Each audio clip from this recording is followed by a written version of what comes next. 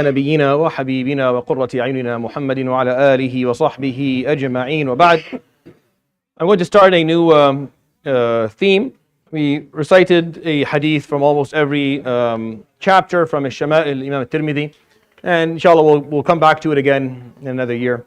But I want to go into some other topics, and the theme for the next week is going to be a hadith that talk about patience and self-control.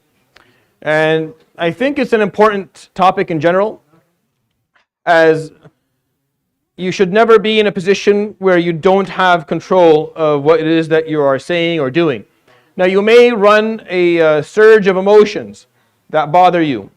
That's a part of being alive. But you should not lose control over your tongue or your limbs in terms of what you do. And the Prophet ﷺ talked about this a lot. And he was obviously the epitome of self-control and patience. And I want to share a few hadith where he talked about this topic, and I think it's important. You'll see why, inshallah, as you go along. I'm going to start by narrating probably the most famous of these hadith. يروي الإمام مسلم في صحيحه عن عبدالله بن مسعود رضي الله عنه قال قال النبي صلى الله عليه وآله وسلم ليس الشديد بالصرعة وإنما الشديد الذي يملك نفسه عند الغضب. So he said, عليه الصلاة والسلام, as far as Ibn Mas'ud tells us in the collection of Imam Muslim, that the shadid is a word, the word shadid is a word the Arab use for someone of strength.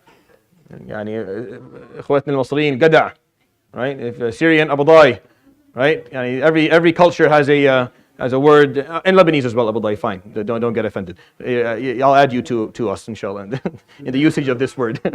يعني every culture has a word where they use to describe someone of strength, not strength of muscle, but inner strength. And the Prophet ﷺ is saying shadid, the word shadid, the Arab used to word that word, fulan is shadid, and fulan is strong.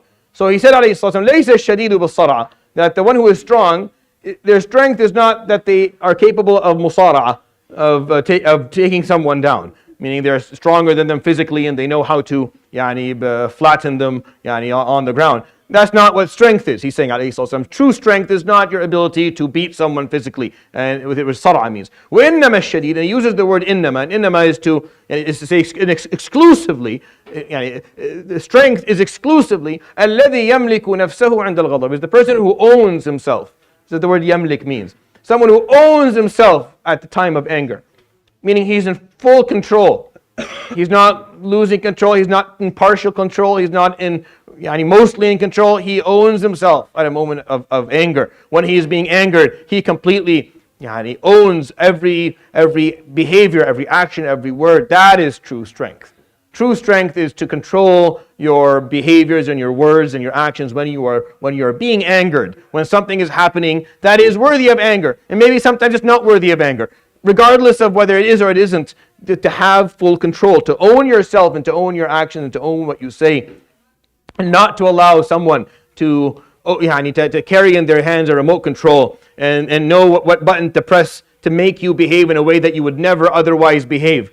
That lacks strength. If someone has the ability to do that, you're not strong, because they can control you. Even if you flatten them, even if you punch them so hard that they don't wake up for a week, if they were able to provoke you to do something that you would never do, that doesn't represent you or represent your ethics or values, that means they are technically stronger than you and you're weaker. Even though you may be physically bigger and you were able to beat them up, but if they had that ability, meaning you wouldn't behave that way in a normal situation, and someone was able to provoke you and make you say something and behave in a way where you would never behave, that means you are not stronger than them. They are stronger than you. Even though you showed them you showed them what is what, and you slammed them into a wall, and if I asked you, do you do that? Are you violent? You're like, no, I'm not violent. Then why did you do this? Well, they provoked me. That means they control you, and you don't control you.